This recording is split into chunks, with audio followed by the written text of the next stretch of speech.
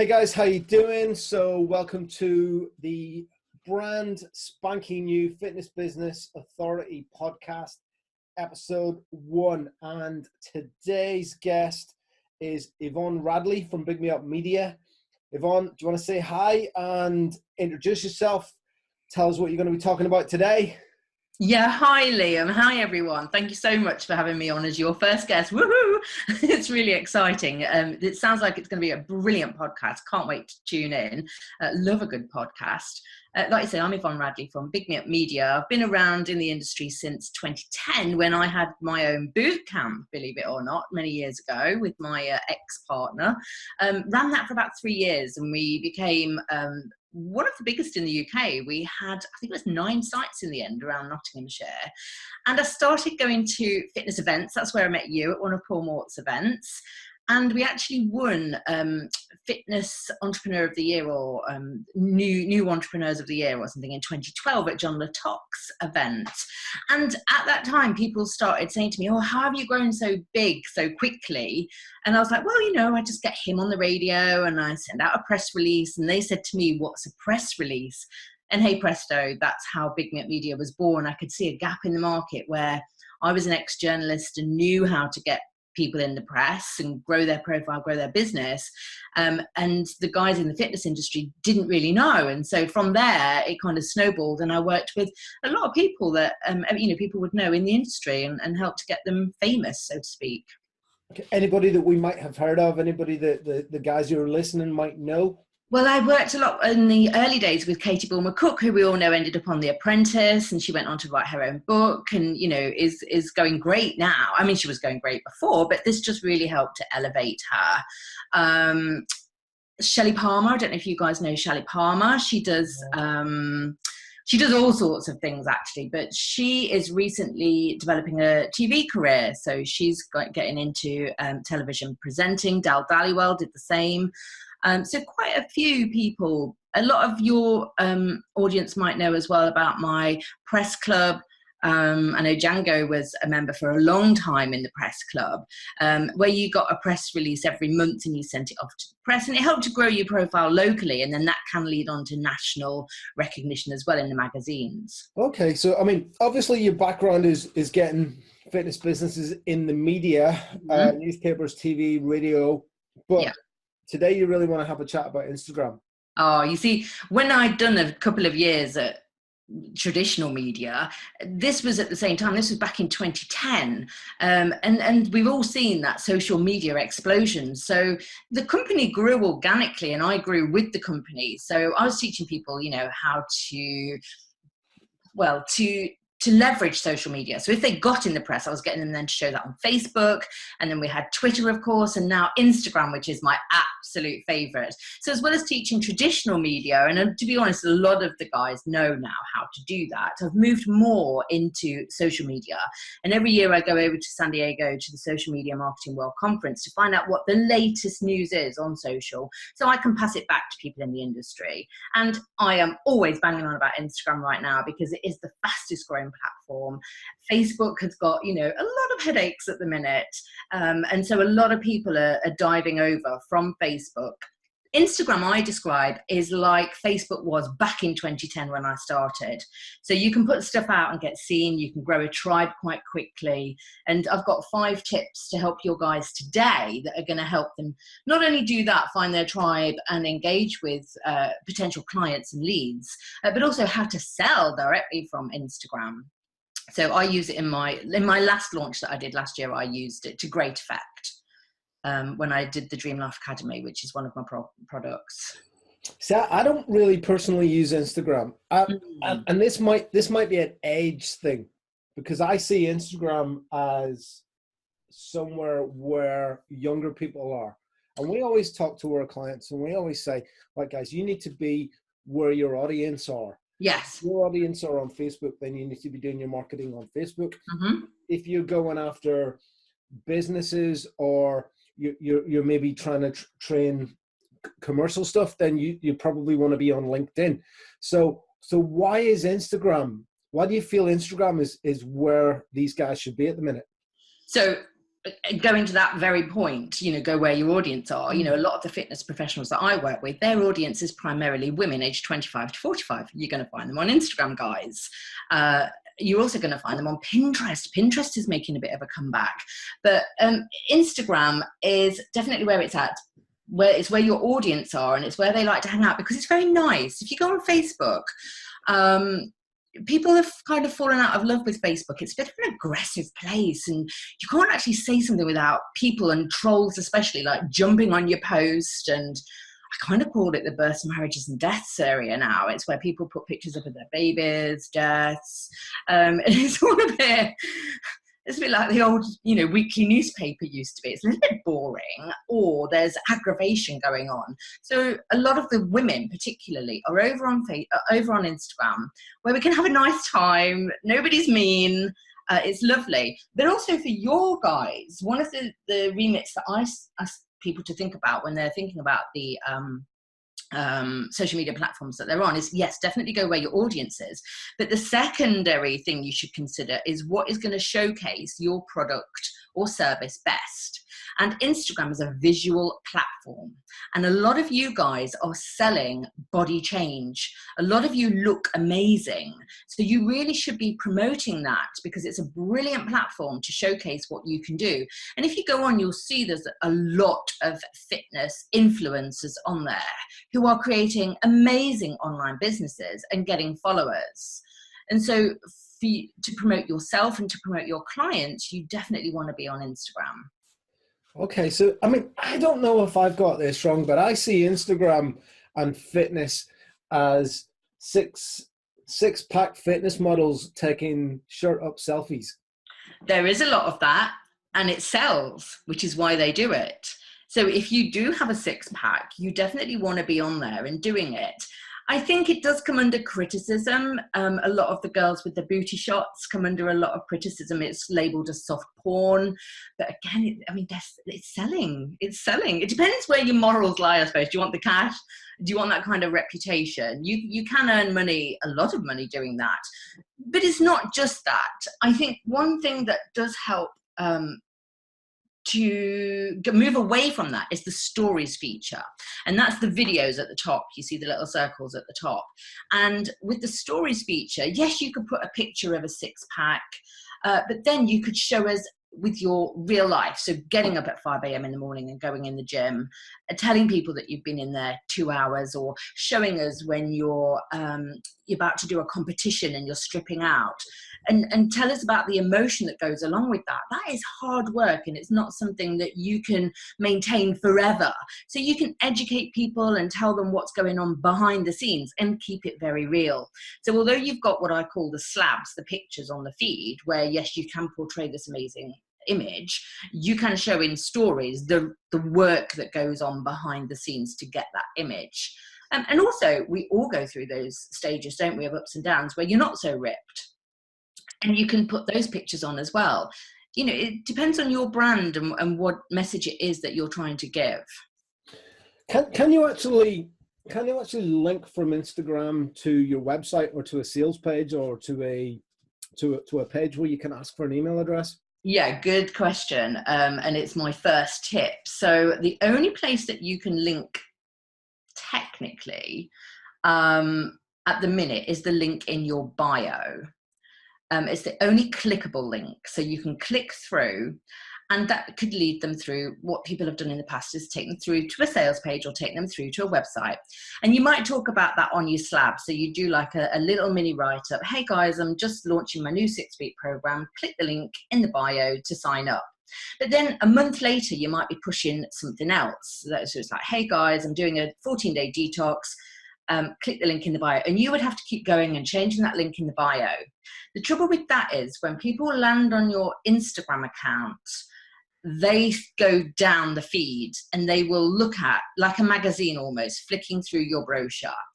So it's going to be a bit confusing if they don't want to do the detox, but they see that you've got a 6-week program and they go to the link, and then the link is to your detox. But there is a way around this, and there is a link that is called Linktree. So if you Google Linktree, I think it's linktr.ee. So if you Google that, And what that does is it's one link, but when people click on it, it leads to a tree of links. So it doesn't matter what you're promoting, you can always have that in there. So that if people want to jump on your 6-week program, they can do that. If people want to jump on your detox, they can do that because the link is there. You could invite people to join your free Facebook group. So you could give away free stuff and paid stuff, and I highly recommend that you do that. You don't want to be somebody that's just trying to sell all the time. You can also cross promote. So for example, me and you, Liam, we work together quite often. We message each other. So if you've got something new that you want my guys to know about, I can drop a link and I could do a slab of me and you or something and say, hey, Liam's got this amazing new product. Why don't you go and check it out? The link's in my bio, and vice versa. You could do the same for me. Hey, Yvonne's launching a Dream Life Academy. If you're interested in signing up, go over. So you can cross promote. So there's just so many amazing things that you can do with Linktree. Oh man, that sounds amazing. I mean, as I said earlier, Instagram is something that I generally avoid it, and it's because I don't really understand it. Yeah, I tend to gravitate towards the stuff that I'm good at, Facebook ads and email marketing. Yeah. So I wanted to ask you two things, by the way, because you said at the beginning you were going to talk about 5 mistakes that people were making when it came to using Instagram. But I want to very quickly touch on something else, and I'm springing this on you a little bit. That's cool. Everybody was talking about Snapchat last year, and Snapchat being the biggest. Like I went to Traffic and Conversion in San Diego last year, and Gary Vaynerchuk was there, and he was like, "Guys, if you're not on Snapchat, you are missing out." Yeah, that seems to have died a death. Is that? He's not talking about Snapchat so much, is he? No, he isn't. No. Do you know why? No. I've got no idea.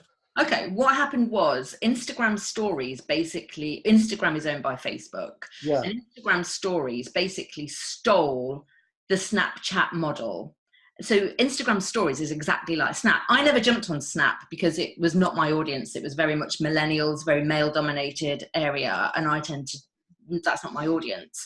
And so, they nicked the model basically. And like I say, Instagram is the fastest growing platform, and not just for the slabs. It was really that stories feature that took it to a whole new level. And most of the people on Snap are now on stories because the two together are so powerful. Okay, that makes amazing. That makes perfect sense.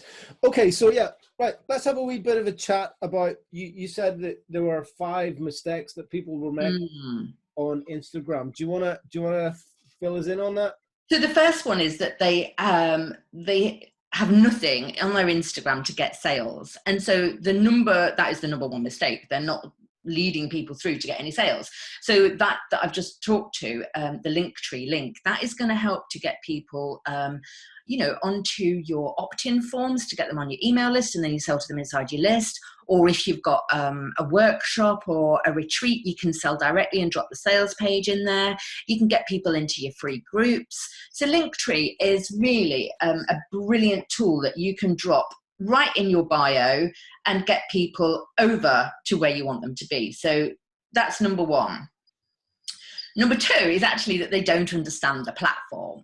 And really the platform is twofold. It's the pictures, and the pictures are everything. People will land on it. It's a bit like dating for all the guys that are listening. It's a bit like dating when you walk in a bar and you look the woman up and down. You decide in 6 seconds whether you're going to go over and say hi or not. Instagram is exactly the same. If I land on your Instagram account and you look a mess, I'm not sticking around. I'm out of there. So it's got to be cohesive, and I'm going to talk to that in the ones that are coming up. But basically, it is the pictures are everything, but also it's about stories as well. The two combined, that's where your ninja tactics come in. It's because you can show the real life, like we were talking about. You can show a picture of the 6-pack, but then you're like, like Gary Vaynerchuk says, document, don't create. You can show all that behind the scenes, which elevates you to a whole new position. You're not just a 6-pack. You've got so much more going on. So it brings you to life, and it brings your audience closer. It's magic. Um, with So, pictures, sorry for interrupting. I wanted to just have a little chat about that because it's basically it's bringing storytelling into the equation. yeah. If you're trying to sell stuff, it just gives you unlimited content. So one of the things that we get asked in our agency is, how do you guys put out so much content all the time? How do you come up with ideas about what to write about? And it's everywhere. So I mean, I told a story yesterday on my email about I was a bit naughty. I got caught speeding. I had to go on a speed awareness course yesterday. Oh, they're fun, aren't they? Oh man! But it actually was fun because there were so many characters in the room. There were the people who were protesting about that they didn't think that they were speeding. The guys who thought that the law was wrong. There was a bit of casual racism. It was very. I described it as being very Middle England. Yes. And I use that in content and in email. And yeah. It's just good stories. So that's what I wanted to touch on about.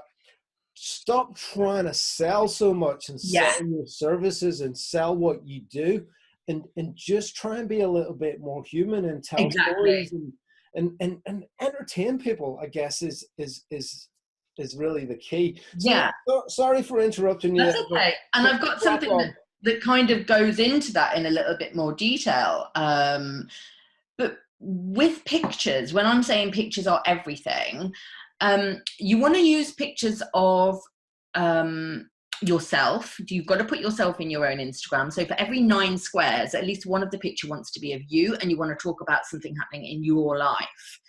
You also want to use, a mix of your own pictures. So if you go on holiday, or you could have done a thing yesterday of you heading in there and talking about, don't know what's coming, and then following up with it in stories.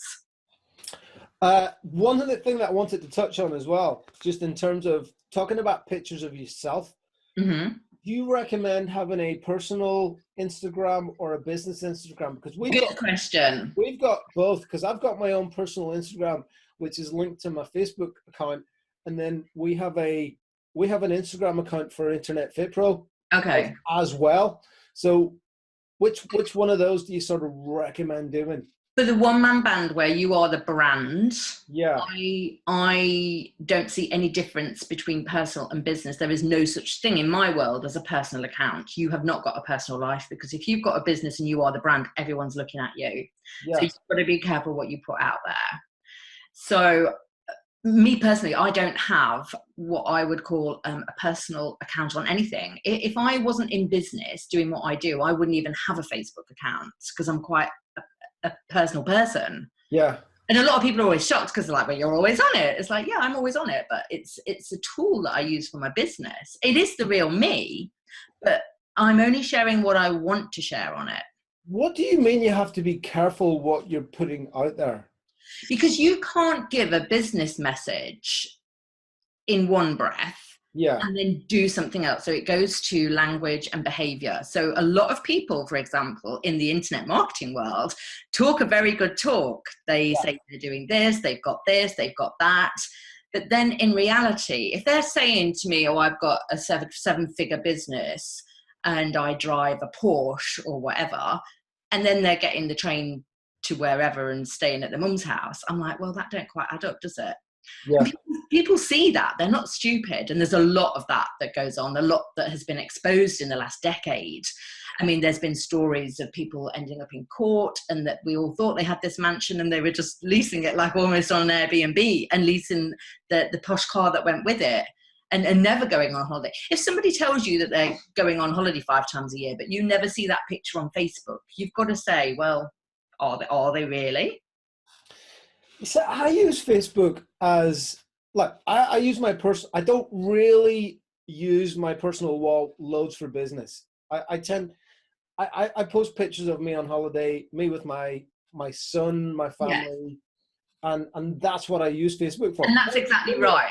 That's exactly right. You're only allowed to put 20% business on that. However, it goes to brand. So if you're telling me that you're spending time in the gym, for example, I would expect to see some gym pictures on your personal profile. That's not business, that's your lifestyle. So it goes to lifestyle because you are the brand.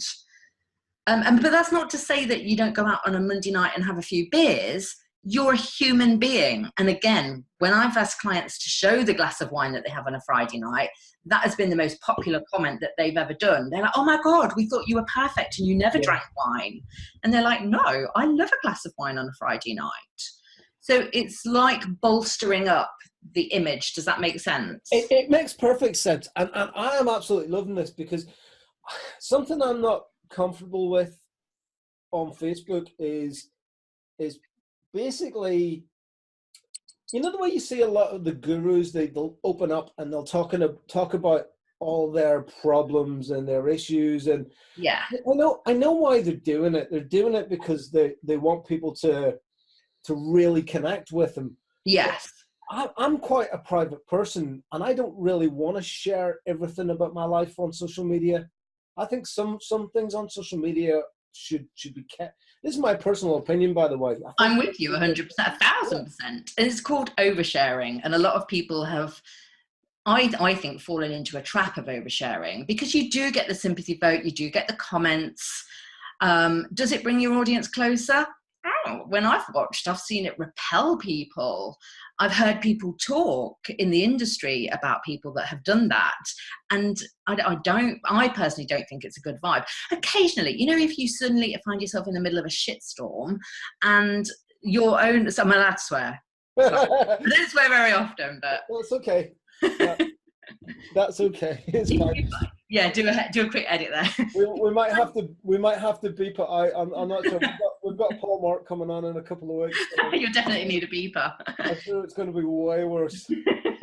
If you find yourself in the middle of a mess, a personal, private mess, then by all means, you know, if you need to tell people what's gone on in your life, that something's happened, then, you know, obviously you want to share with your friends and the people that follow you.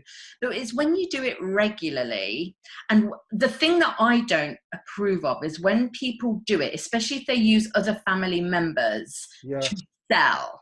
So it's like, oh, this has happened, blah, blah, blah, blah, blah. And by the way, I've got this for sale. I'm like, really? Are you really using that situation to sell? I just think it leaves a bad taste in the mouth. Okay. Right.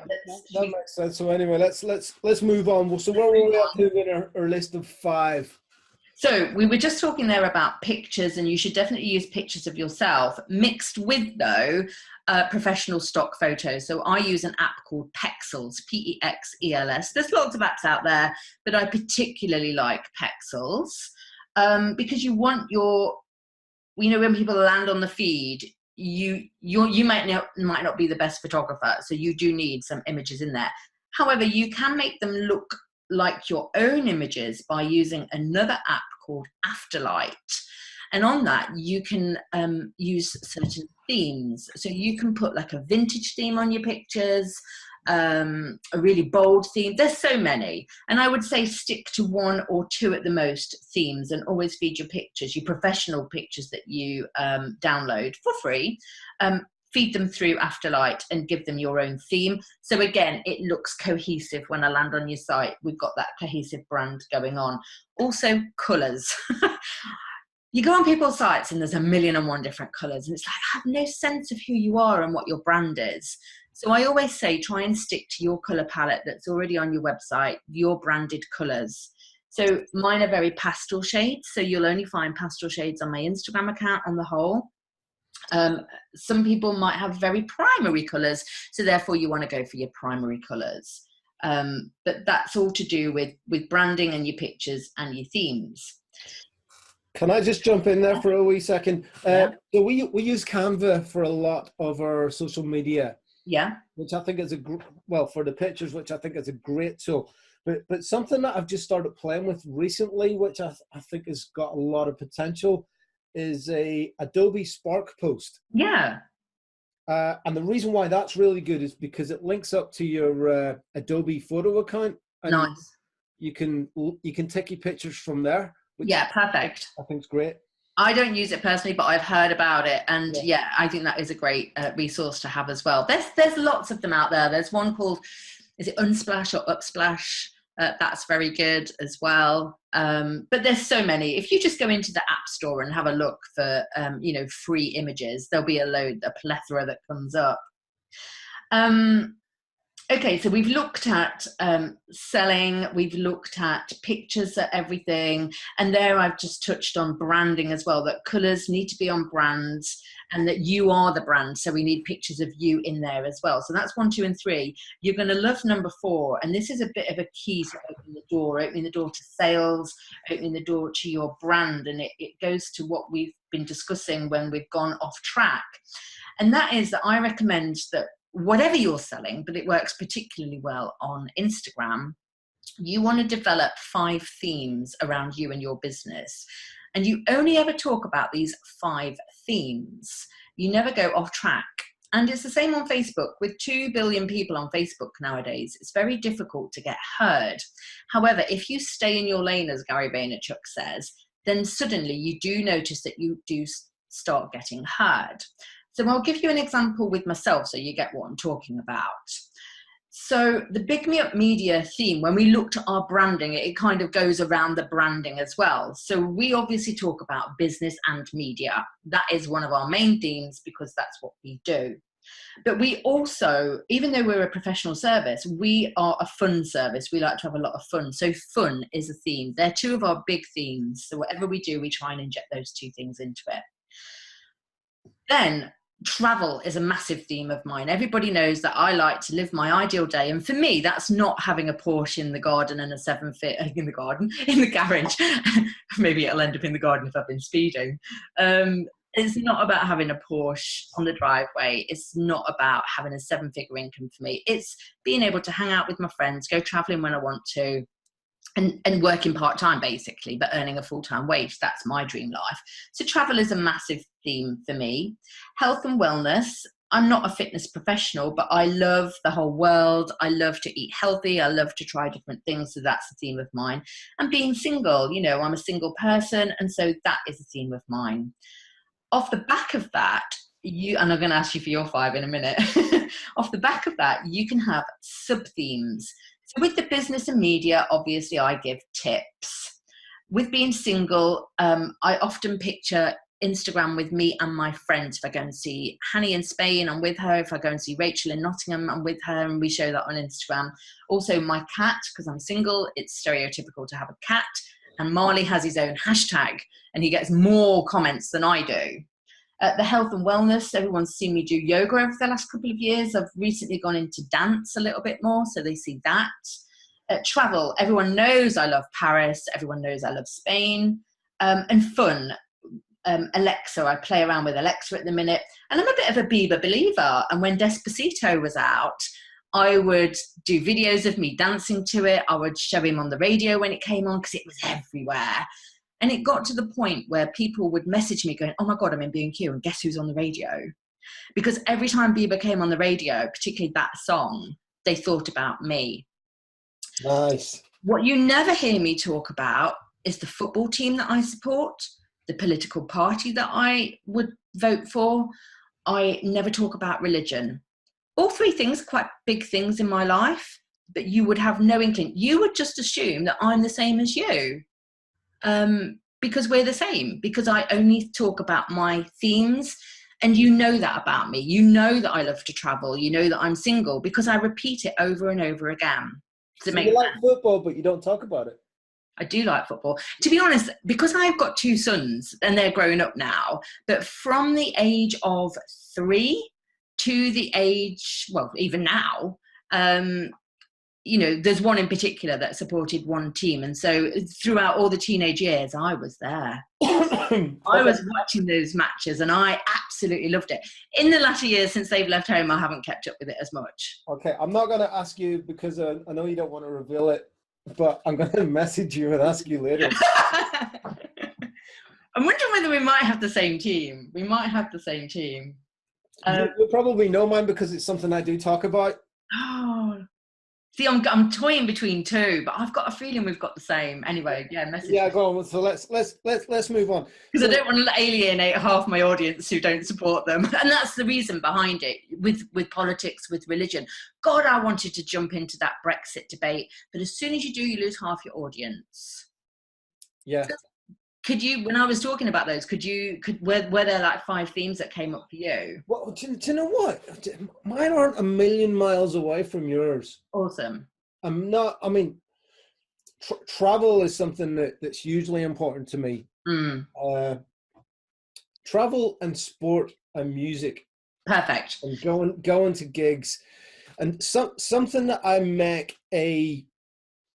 I've got a little bucket list. I talk about my bucket list a lot and things that I want to do. So it's stuff like going to major sporting events. So one of my goals is to go to a Champions League final.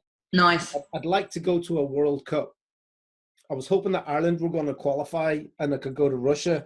Oh, yeah. But my missus wasn't too happy about that, but it's a bit of a dodgy place at the minute. They didn't want me to go to Russia, so she was quite happy they didn't qualify. Yeah. And the Masters was on TV last week, and I was like, oh, I want to go to Augusta and watch a Masters. Yeah. But when I'm traveling, so I'm going to Ryan Lee's mastermind. But by the time this goes out live, it'll have happened a couple of weeks ago. But I'm over there for 3 days, and I'm going to watch New York Red Bulls. Awesome. And I'm going on my own.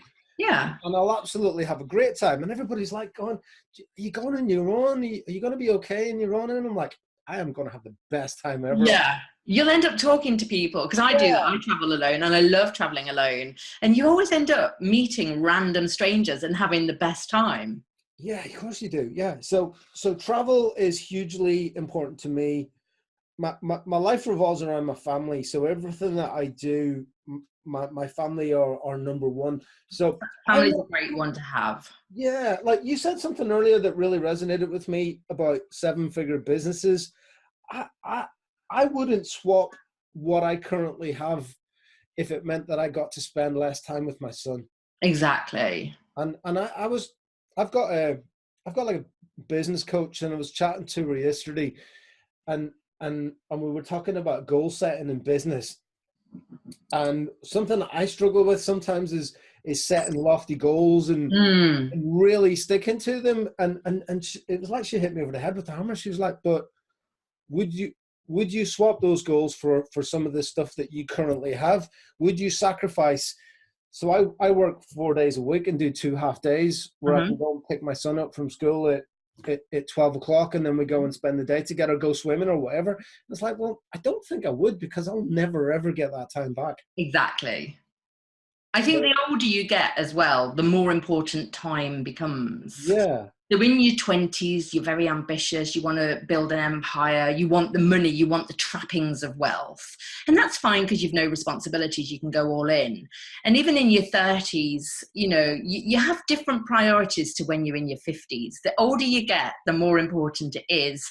Yeah. You have time. And also, your parents get older. I go most Sundays now to my parents and have Sunday dinner with them, because I know they're not going to be here forever. A lot of my friends have lost their parents or lost one parent. And the fact that my parents are still healthy, they're in their 70s, but I know it's not going to last forever. So I want to make sure that I'm not working on a Sunday, that I'm going round and just having a laugh with them. Yeah, totally agree, Matt. I mean, my parents are in their 70s, and well, my dad's going to be 70 next month, but my mum's 70 now, and I probably speak to them every day on the phone, even though they live in Ireland and I live over in the UK. So anyway, let's crack on, because we're getting pushed for time here. Okay, so that is number 4. And then number 5 is quite simply, but a lot of people don't do it. A lot of people post and go, and I'm sure you do it on Facebook, you do it all over the place. You just post something, and then you probably go and teach a class, and then you come back and you're like, oh, why has nobody commented? And it's the same on Instagram. So posting once a day is the optimum amount to post, really, on Instagram, and showing up on stories at least once a day, that the algorithm's going to favor you for that. But there's no point in posting and then going. You wouldn't walk into a room, say, oh, hi, how are you doing? And then immediately leave the room. You've got to stick around. So when you post, make sure you stick around on Instagram for 10, 15 minutes. And as people come on and hit like, you could be like commenting back or hitting back. So when you post, stick around for 5-10 minutes is all it takes, and interact with those first few people that post, and you'll see that you get a lot more comments, a lot more engagement. And when you've got people engaged, that's building that know, love and trust relationship, because I say it's not enough to know, like and trust nowadays. They've got to know you, they've got to love you, and they've got to trust you. And Instagram, in my opinion, is the perfect platform to do that. Okay, cool. I mean, this is all new to me, so this is great info. So I've got a couple of questions for you, Yvonne, before we go, and one of them I'm springing on you. So what I want to know is, and I'm going to ask every single guest that comes on this question, what book would you recommend to fitness business owners that has been, let's use the word inspiration to you? Okay. I always think with books that we are most inspired by the book we read in our first year. And let's take Tim Ferriss's 4-Hour Work Week, for example. If you were to read that in your first year, that would revolutionize your business and change the way you think. If you read it in year 5 or year 6, it's not going to have the same impact, because you've already cottoned on to a lot of what he talks about. So I always think that with a business professional, it comes down to those books that you read in the first year. And I say go back to those books and reread them, because they change your business. The one that I read that had a massive effect on me was not really a business book in a sense. It was The Compound Effect by, was it Darren Hardy? Darren Hardy. That's the guy from, is it Success? It's a Success book? Yes. Yeah. Yeah, I've read that. I've read that a couple of times, actually. That was the one that really clicked things into place for me. He's like, because the way I do my business is reverse engineering, and that's basically what he talks about. He's like, if you want to get from A to B, you've got to do steps, 1, 2, and 3 in between. And I'm like, oh yeah. And you've got to keep repeating them. And I just found it very simple to read. It just changed the way that I thought about how to get somewhere. And it revolutionized my business. There was others that I read in that first year. Susan Jeffers' Feel the Fear and Do It Anyway was another one, because don't we all suffer from procrastination and want to do things, but we daren't do them. And actually, I'm currently reading The Big Leap. I can't remember who's written it, but a lot of what he's talking about, and there's a lot of buzz around that book at the minute, and he's talking about it, and I'm just like, yeah, this is what Susan Jeffers was saying back in 2010 when I read it. So although he's bringing a psychological point of view to it, it's not a lot that's new in it for me. You've basically started reaming off my bookshelf with. Oh, really? I got recommended Feel the Fear and Do It Anyway when I was still working as a personal trainer. Yeah. And just to touch on the 4-Hour Work Week is probably my go-to book. I read it and reread it every year. Yeah. I think, and I know you said when we had a chat on email that you weren't a huge fan of outsourcing, but if you want to learn how to outsource your business, and even though the title's a little bit misleading, it's not really about the 4-Hour Work Week. It's about how to systemize and outsource, and how to ask the right questions so that you can get what you want. Yes. And I think, when his book came out, weren't we all doing the online courses and everything? And even though I'm not a fan of outsourcing, like, I'm always very involved in my courses. I don't have admins in my Facebook groups or anything like that. It's me. You buy my product, you get me. So that's what I mean by I don't like outsourcing kind of thing. But effectively, if you look at my signature program, which is that Dream Life Academy, produce the content for it, which I'd already done, so it's a year-long thing, and you get that content's already done. But effectively, I only have to work 2 hours a month. 2 hours a month? No, an hour a month. No, it is 2 hours. I do an hour-long Q&A with them fortnightly. Yeah. Obviously, I'm in the group and I'm doing more than that, but it probably is like a 4-hour work week. So in a sense, with that one product, I have created that, and I could stop there and not do any other products. Yeah.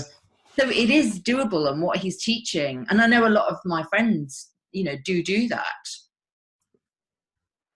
Cool. Absolutely brilliant. So last question, Yvonne, how can we get in contact with you? Well, obviously I'm on Instagram, and I would love everybody to come and find me on Instagram and watch my stories where I do document. I give a load of tips. You can go live on Instagram as well. So if ever I'm going live, I'm usually teaching something. But I do give tips in the slabs as well as diarise my life. So I am Big Me Up Media on Instagram. So come and find me there. And obviously I'm on other social media channels as well. Oh, Brent, listen, this has been an absolute pleasure. I've really enjoyed this. It's been a lot of fun, actually. Cool. So I'm going to be checking out Instagram when I get off here. This has been episode 1, Fitness Business Authority podcast. If you want to find out a little bit more, you can go to fitnessbusinessauthority.com. You can download the show notes. I'm sure our tech guys will put a little clever jingle at the end of this. And we're going to be live every week. So it's been an absolute pleasure. Yvonne, thanks for coming on. Thank you. Take care, guys. See you later.